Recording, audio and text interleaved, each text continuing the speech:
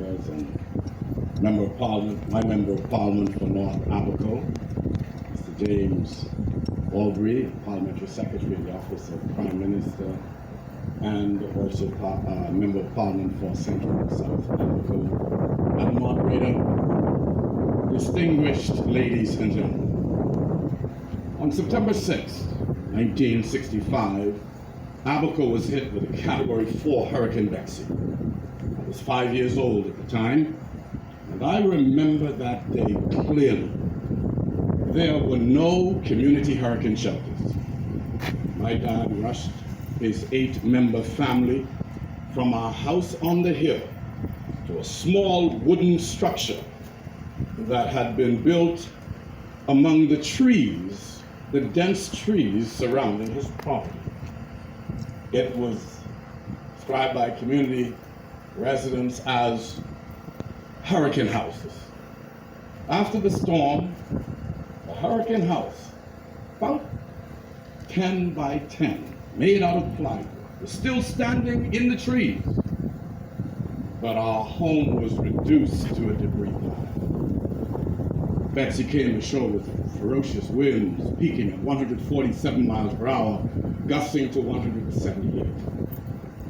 Dundastown and the surrounding communities had no designated hurricane shelters. You survived the best way you could.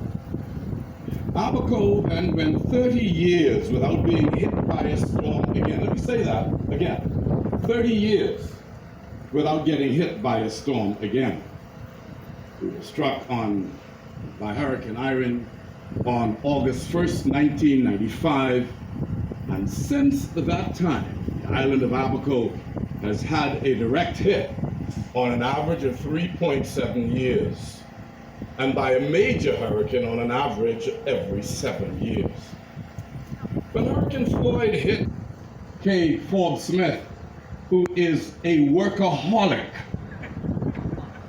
and she demands excellence and does not take no for an answer. It is because of her leadership that we are realizing what we're realizing today. It is no more talk, ladies and gentlemen.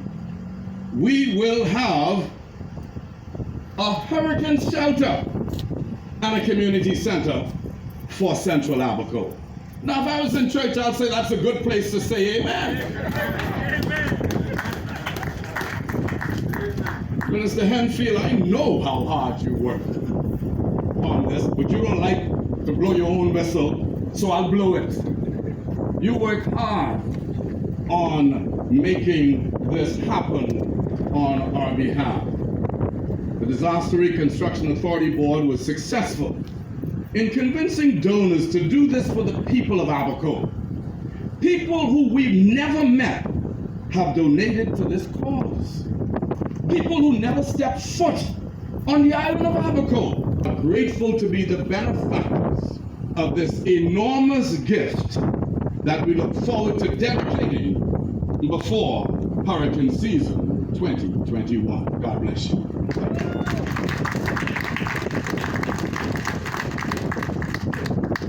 Thank you, Pastor Mills. You know, Pastor Mills is playing double duty here. He's making sure that the streaming is live and working. So thank you, Pastor Mills. We are happy to have two of our donors with us today, having regard for strained government resources due primarily to the impact of Dorian and COVID-19. The Disaster Reconstruction Authority is working hard through our development office to seek funding for a number of projects. While donor funding is also challenging, we've been able to attract a number of donors to this particular project. I'd like to call Leticia McIntosh, representing Soul Relief.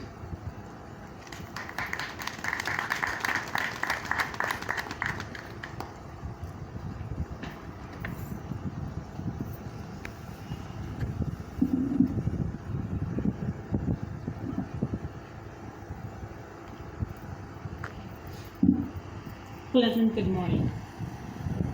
Protocol has already been established by Managing Director, Mrs. Kate Smith.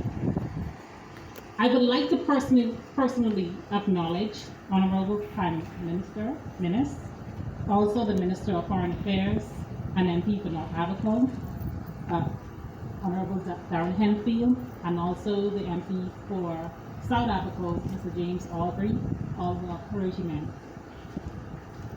Today marks a historic day on the island of Abaco. As an ambassador for Soul Relief, a resident of Abaco, and a citizen of the Bahamas, it gives me great pleasure to participate in this historic occasion.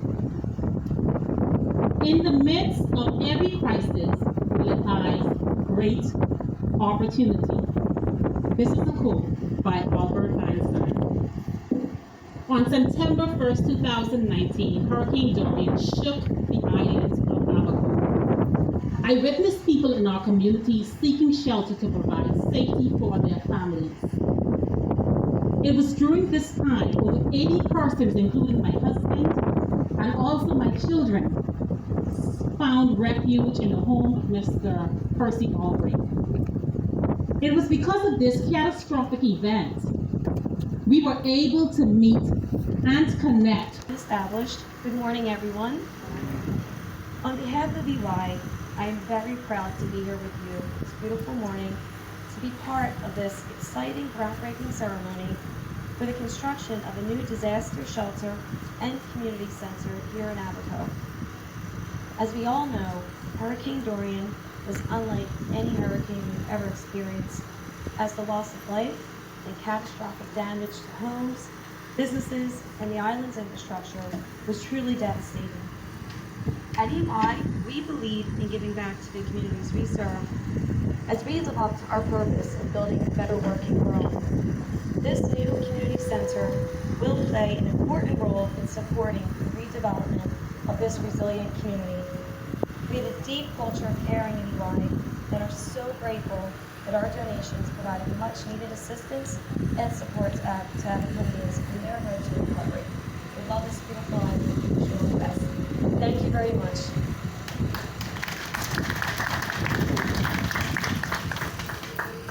Thank you very much, Tiffany. At this time, I'd also like to introduce other team members who are going to be involved in the daily work. First of all, Wendell Grant, who is the project director for the Disaster Reconstruction Authority. He's standing in the back of the room. It's amazing. You're in Dundas Town and you feel like you're in a strange town just because you speak out. The first thing happened to me when I went to the groundbreaking ceremony, which I discovered that not only that Marsh Harbour, Dundas, North Murphy Town committee members that were elected knew about the groundbreaking.